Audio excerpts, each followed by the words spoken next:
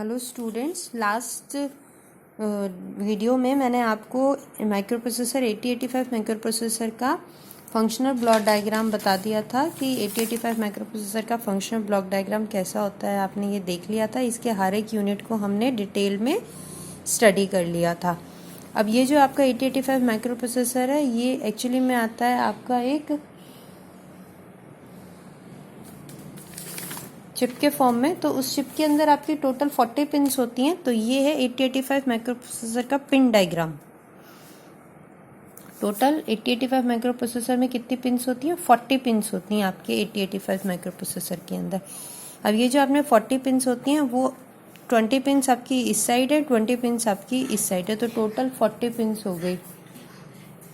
तो यहाँ पर मैं आपको हर एक पिन का बता देती हूँ कौन सा पिन कौन सा काम करता है। तो ये दो स्टार्टिंग के हैं, X1 एंड X2, जो क्लॉक सिग्नल्स आप यूज़ करते हो वो है। 20 पर आपकी VSS है और यहाँ पर आपकी VCC सप्लाई है। जो पावर सप्लाई है वो आपकी, आप देख सकते हो कि आपकी इसमें +5 वोल्ट की पावर सप्लाई आप प्रोवाइड करवाते हो जब आपका माइक्रो 8085 माइक्रो प्रोसेसर वर्क करेगा। यहाँ पर रीसेट आउट है। अगर आपको पिन अपनी माइक्रो प्रोसेसर का अगर रीसेट हो जाएगा तो वो इस पिन पर आपको रिजल्ट देगा, और ये आपका रीसेट इन है। अगर आपको रीसेट करना है तो आपको यहाँ पर इस पिन पर 1 प्रोवाइड करवाना पड़ेगा, तब ये यहाँ पे आपका रीसेट करेगा। ये सीरियल इनपुट आउटपुट के लिए आप यूज़ करते हो। अगर आपको सीरियल इनपुट आउटपुट परफॉर्म करना है अपने माइक्रो प्रोसेसर में, तो आप ये SID और SOD इनको यूज़ कर सकते हो। ये सारे आपके इंटरप्ट्स हैं।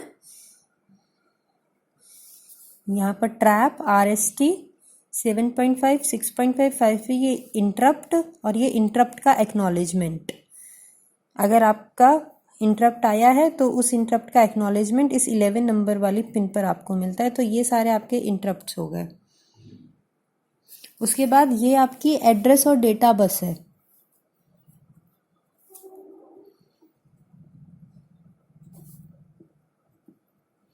ये एड्रेस डेटा बस है यहाँ पर, जो आपकी एड्रेस बस की तरह भी काम करती है और डेटा बस की तरह भी काम करती है, AD0 से लेकर AD7 तक। अब ये कैसे आइडेंटिफाई करोगे कि कब डेटा बस की तरह काम करेगी, कब एड्रेस बस की तरह काम करेगी? तो उसके लिए आपका जो कंट्रोल सिग्नल है, that is your ALE control signal होता है आपका। उस कंट्रोल सिग्नल के बेसिस पर आप ये डिसाइड कर सकते हो कि आपकी जो अभी बस है वो डेटा बस की तरह काम करेगी या कंट्रोल बस की तरह काम करेगी। That is your address latch enable.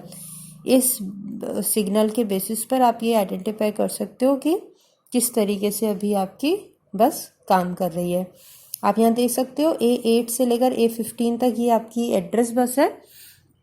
यहाँ पर एड्रेस बस है। ये आपके स्टेटस सिग्नल्स होते हैं। स्टेटस सिग्नल्स होते हैं जो ये बताते हैं कि अभी आपका इनपुट आउटपुट मोड में वर्क कर रहा है या मेमोरी मैपिंग मोड में वर्क कर रहा है। मेमोरी मैपिंग जो हम DMA की बात करते हैं ना, कि अभी डायरेक्ट मेमोरी एक्सेस क्या होता है। जब DMA की बात करते हो तो DMA का मतलब है कि आप डायरेक्टली मेमोरी से इंटरेक्ट करना चाहते हो। जब आप डायरेक्ट मेमोरी एक्सेस करना चाहते हो, डायरेक्ट मेमोरी एक्सेस क्या होता है आपका? DMA होता है डायरेक्ट मेमोरी एक्सेस। मतलब जहाँ पर आपको डायरेक्टली मेमोरी से बात करिए तो उस टाइम पर आप क्या करते हो? माइक्रो प्रोसेसर को बीच में से हटा देते हो। डायरेक्टली इनपुट आउटपुट डिवाइसेस किससे मैपिंग करती है? मेमोरी से मैपिंग करती है। तो बीच में माइक्रो प्रोसेसर का क्योंकि कोई वर्क नहीं है, तो वहाँ पर आप क्या करते हो? बीच में से माइक्रो प्रोसेसर को होल्ड पे डाल देते हो। तो वो जो DMA सिग्नल्स हैं वो आपके ये रहे। यहाँ पर आप होल्ड सिग्नल भेजते हो। अगर माइक्रो प्रोसेसर मेमोरी को यूज़ नहीं कर रहा होता तो माइक्रो प्रोसेसर होल्ड को एक्नॉलेजमेंट कर देता है और मेमोरी डायरेक्टली आपके पास आ जाती है, जहाँ पर input output devices directly memory में मैपिंग कर पाती हैं। तो ये स्टेटस वहाँ से पता चल जाता है कि अभी आप इनपुट आउटपुट मोड पे हो या मेमोरी मैपिंग मोड पे हो। ये आपके क्लॉक सिग्नल्स हैं। यहाँ पर ये रीसेट के लिए सिग्नल हो गया। अगर आपकी डिवाइस रेडी है वर्क करने के लिए तो ये रेडी सिग्नल हो गया आपका यहाँ पर। उसके बाद ये स्टेटस सिग्नल्स हो गए, ये रीड राइट के सिग्नल्स हो गए। अगर आपको रीड ऑपरेशन परफॉर्म करना है तो आप इस सिग्नल से, इस पिन से इनपुट देते हो एड्रेस को। और अगर आपको राइट करना है तो राइट करने के लिए आपको दोनों चीज़ें भेजनी पड़ती हैं। आपको एड्रेस भी भेजना होगा और आपको डेटा भी भेजना होगा। मतलब अगर आप राइट करना चाहते हो तो राइट करने के लिए आप एड्रेस भी बताओगे कि मुझे कहाँ लिखना है, कौन से एड्रेस पे लिखना है, और साथ में डेटा भी बताओगे डेटा बस में कि आपको क्या लिखना है, कहाँ लिखना है और क्या लिखना है। दोनों आपको रीड राइट सिग्नल में बताने पड़ेंगे। रीड सिग्नल में आपको सिर्फ यही बताना पड़ता है कि आपको कहाँ से रीड करना है। तो जो भी उस मेमोरी एड्रेस को आप भेजोगे उस एड्रेस पे जो भी लिखा हुआ होगा वो आपको आउटपुट में भेज दिया जाएगा। ये आपकी पूरी एड्रेस बस हो गई है। तो इस तरीके से आपका ये 8085 का पिन डायग्राम है जिसमें 20x20 40 पिन्स आपकी अवेलेबल हैं। हर एक पिन का एक पर्टिकुलर फंक्शनिंग है जिस फंक्शनिंग की मदद से आप अपने माइक्रो प्रोसेसर की पिन्स पर इनपुट या आउटपुट दे सकते हो।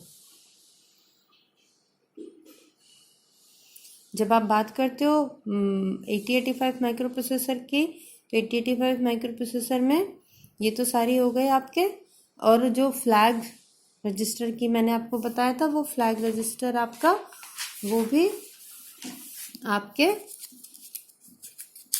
फ्लिप फ्लॉप्स के फॉर्म में यहाँ स्टोर होता है और वही स्टोर्ड फॉर्म में आप उनको इजीली रीड कर सकते हो। रिजल्ट के बेसिस पर आपके सारे फ्लैग्स यहाँ पर सेट हो जाते हैं।